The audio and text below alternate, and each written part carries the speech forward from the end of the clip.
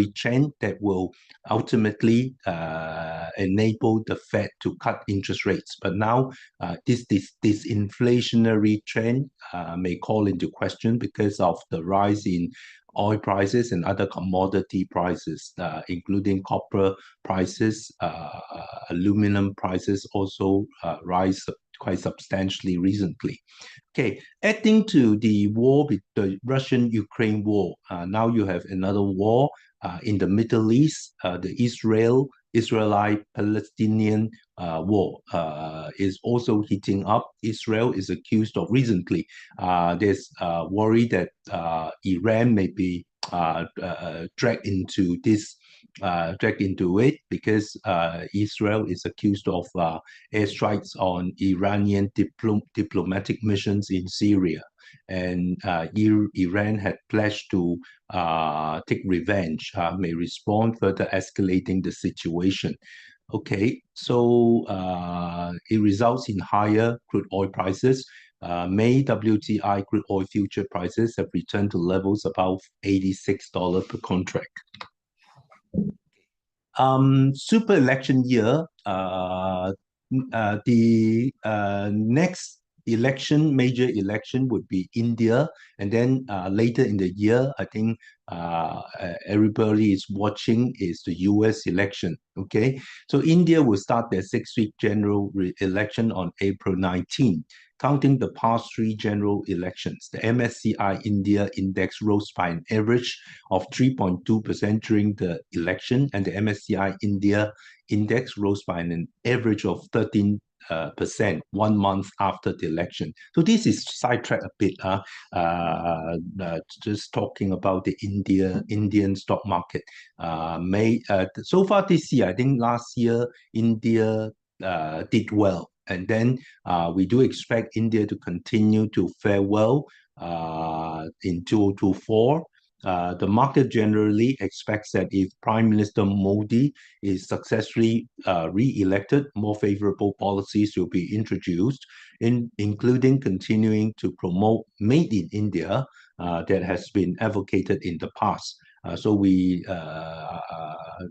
notice that more and more manufacturing are moving to India, and India is also starting its chip manufacturing industry. And other favorable policies may include reducing corporate taxes, production incentive plans, etc. The next 5 years will enter a policy harvest period if the current Prime Minister Modi is successfully re-elected. This is expected to continue to drive the rise of the Indian stock market. Okay, and we expect India to be able to continue to attract foreign investment inflows in the second quarter. Okay. So why talk about India? Because it may take away some of the foreign capital from China. Okay, so it has an indirect impact on China and Hong Kong stock market on the international fund flow side. Okay, this is also crucial, has a key impact on this China and Hong Kong stock market, that is renminbi exchange rate.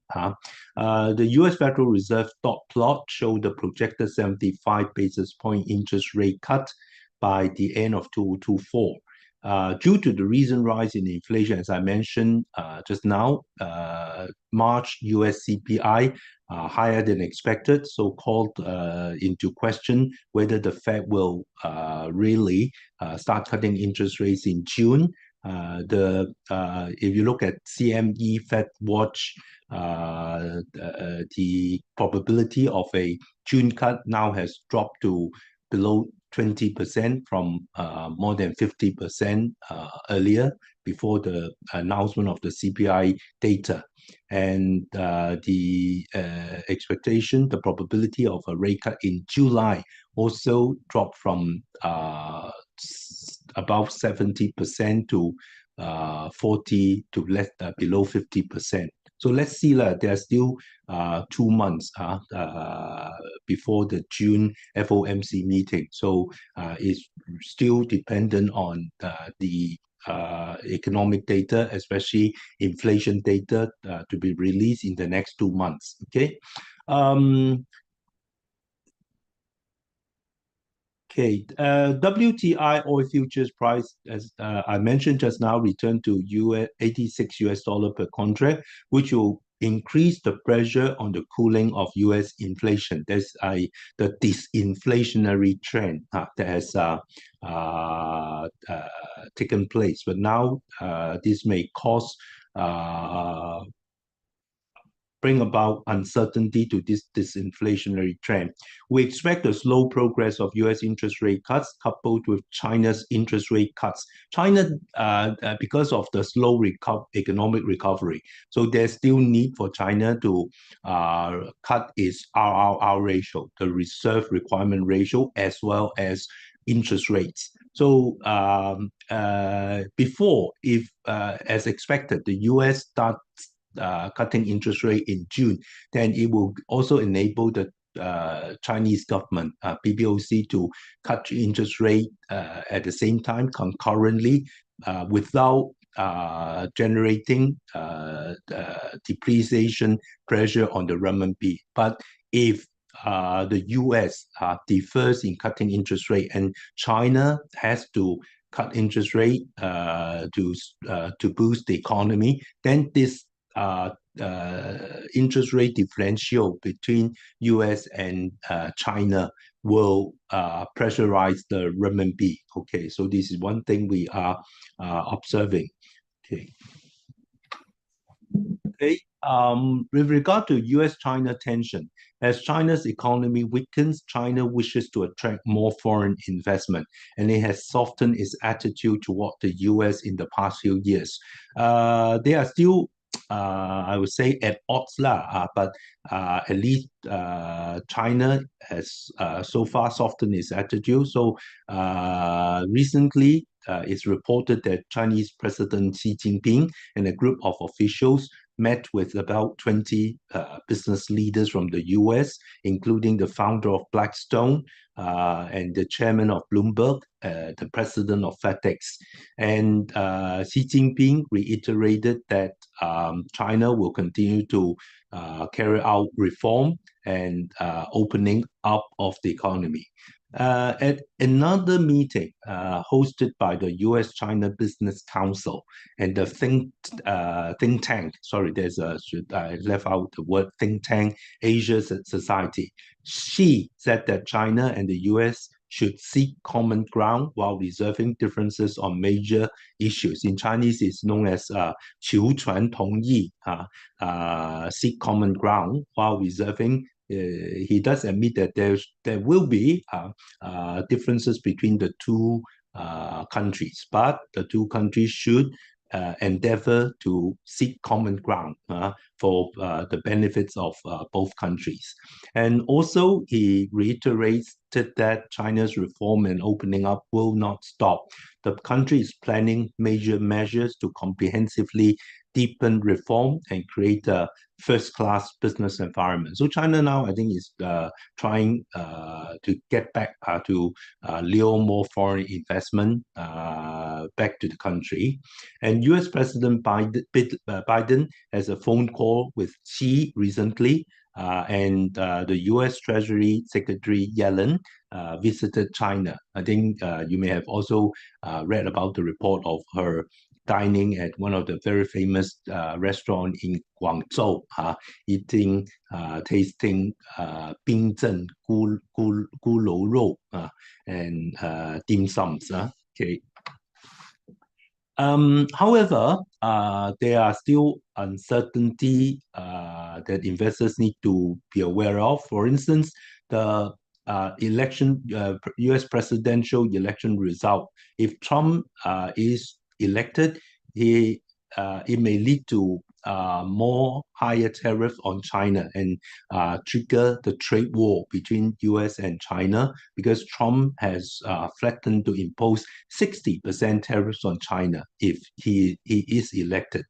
And separately, the U.S. Senate Homeland Security Committee and Governmental Affairs Committee recently passed a draft called Biosecure Act on the grounds of national security, which may impose restrictions on Chinese biotech companies. So if you are familiar with some of the CRO companies in China, Yaoming Shengwu, Yaoming Kangde, they are under tremendous pressure because more than 50% of the revenue comes from the North America. So if the US going to impose restrictions on Chinese biotech companies, they will fall victim to such policies. Okay, and the chip is another war zone between China and the US.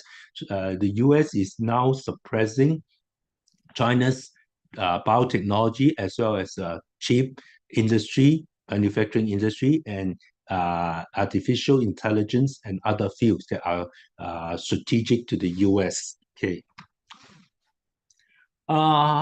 Having said so much about the stock market headwinds, there are still some tailwinds that the stock market is seeing.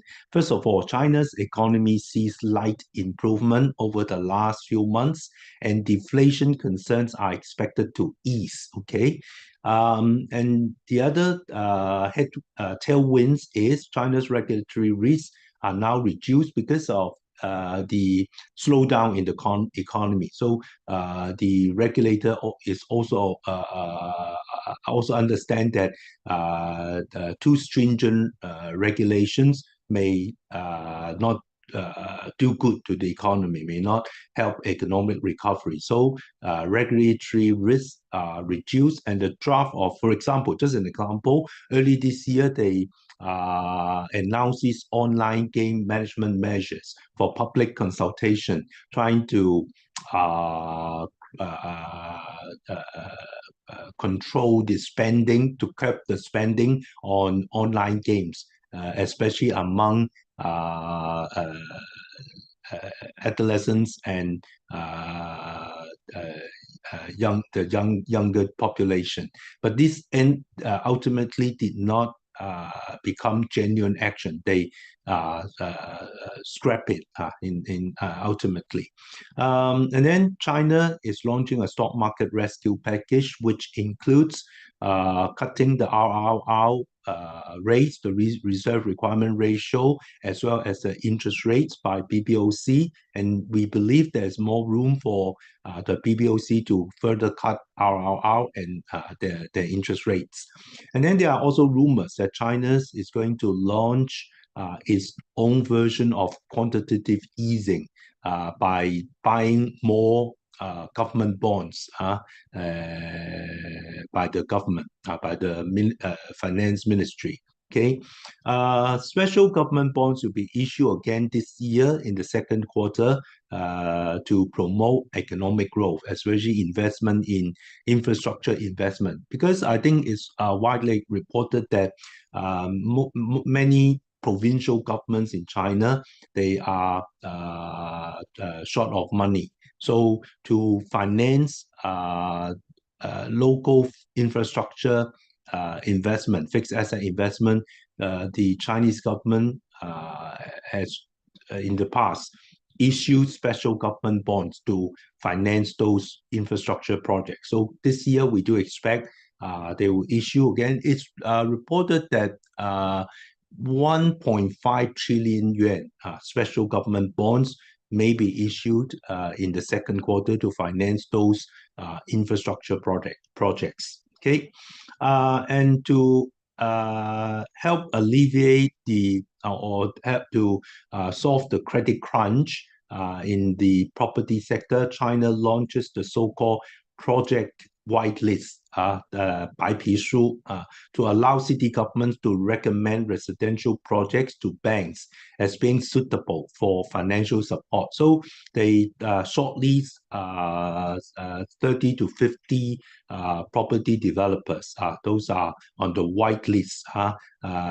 They are eligible for getting financial support, getting loans from banks. Okay, so this is some sort of a guidance given to banks to lend money to those property developers that are in need of capital.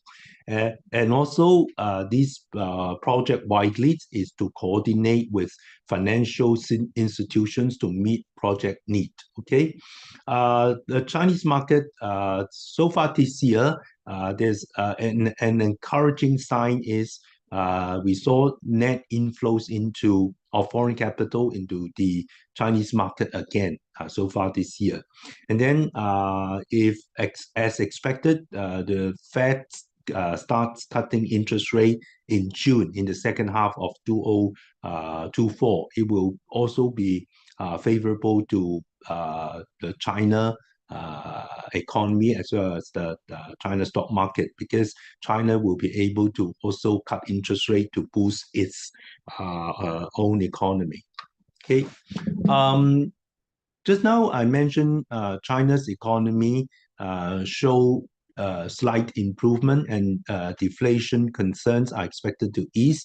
China's CPI rose by 0.7% year on year in February, which is mainly due to the increase in consumer demand during the Lunar New Year. February, every year, January and February data will tend to be distorted by the Lunar New Year. So let's see after February if March and April CPI will moderate as expected after these seasonal factors, the waning of the seasonal factors. And the increase in food prices caused by rain and snow in the first 2 months this year in some areas in China also affected supply of those food supply and help push up food prices.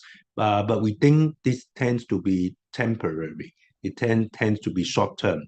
Okay, PPI fell by 2.7% in February year on year, slightly worse than expected decline of 2.5%. So all along, the Chinese economy is under the threat of deflation, under deflation threat. But CPI had shown some improvement in January. China CPI rose by 0.1% in March.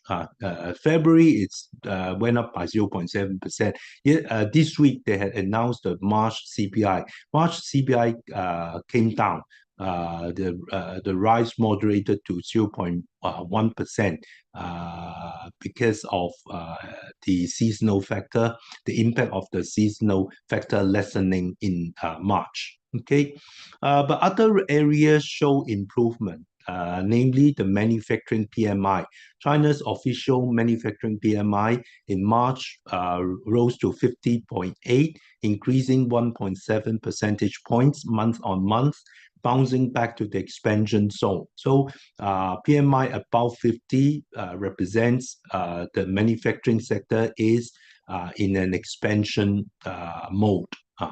The non-manufacturing PMI in March was 53, also increasing by 1.6 percentage points month on month and to a 9-month high. So this is some encouraging sign in both manufacturing and non-manufacturing sectors.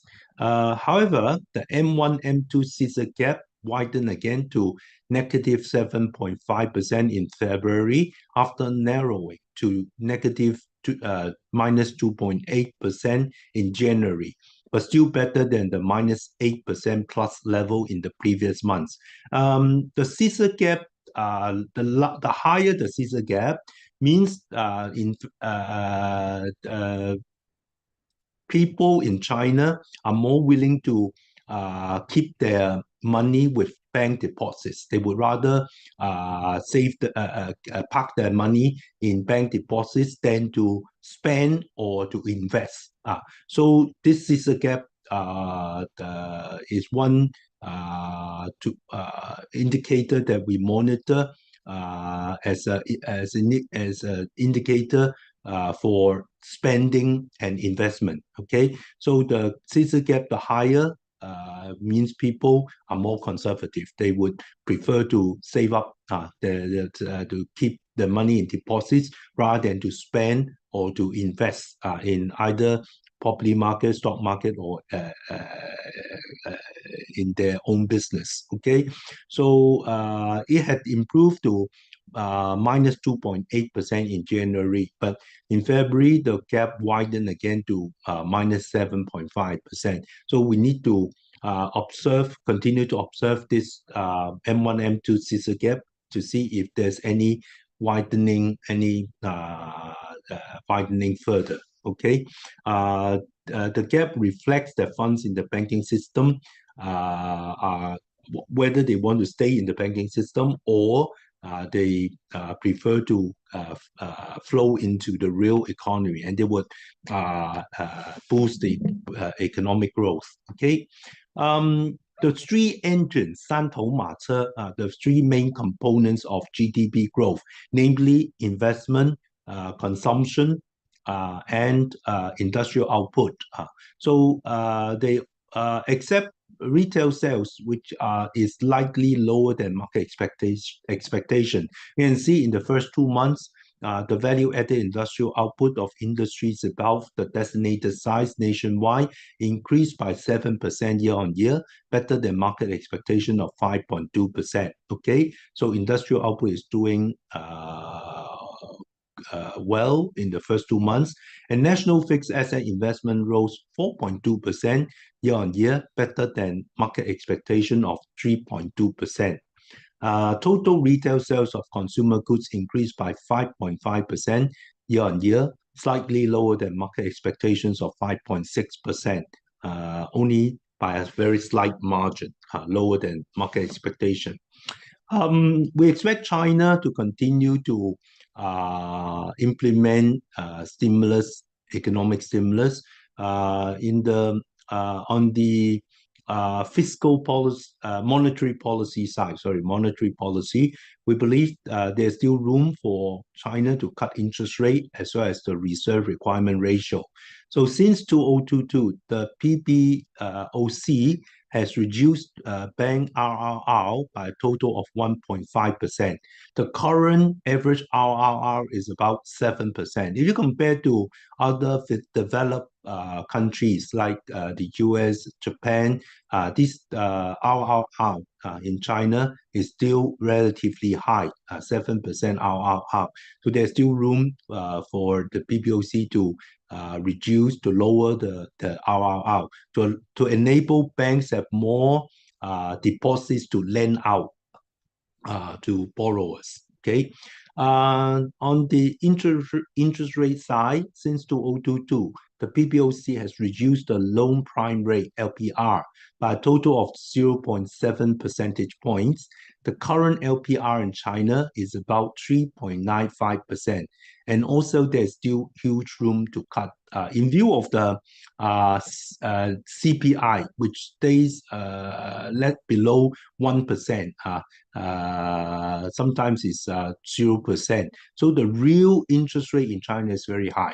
Okay, so the reason why China is not able to cut interest rate very fast is because, as I mentioned just now, the interest rate differential with the US, and which may pressurize the renminbi to depreciate. If China cut interest rate too fast, the renminbi may depreciate further, which China does not want to see.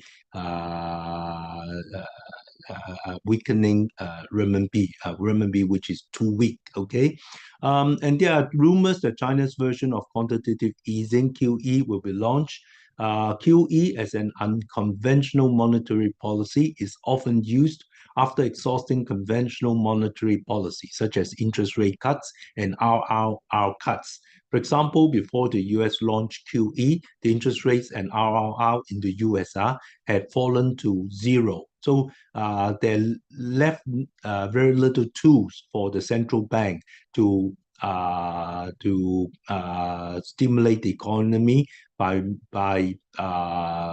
way of monetary policies. So QE is one another tool central banks can implement to boost the economy. At present, China still has huge room to cut interest rate and RRR. So we do not think this this report that China is going to launch its own version of QE. We don't think it will be launched in the short term. People may mix up the issuance of the special government bond I mentioned just now, the 1.5 trillion, because after issuing the 1.5 trillion government bond, special government bond, the finance ministry will, in the past, in 2007, they had done so once before. They will take up some of the special government bond by the finance ministry to provide finance for the infrastructure projects. So this should not be seen as the same kind of QE as adopted by the U.S. Federal Reserve in expanding the balance sheet, the Federal Reserve's balance sheet. What I mean is the buying of those special government bonds as another reason behind it is to provide financing for infrastructure projects. Okay. According to the People's Bank of China law, the People's Bank of China is currently unable to directly purchase treasury bonds in the primary market and can only trade treasury bonds from the secondary market, a regular open market operation tool of international central banks. So this is just some discussion arising from the issuance of the special government bonds, how the PBOC is able to take up those bonds, because by law they cannot purchase treasury bonds directly in the primary market. But in the past, they lend money to the banks to ask the bank to buy those bonds, treasury bonds in the prime market, and then subsequently they will buy over the treasury bonds from the bank. So it's just buying indirectly.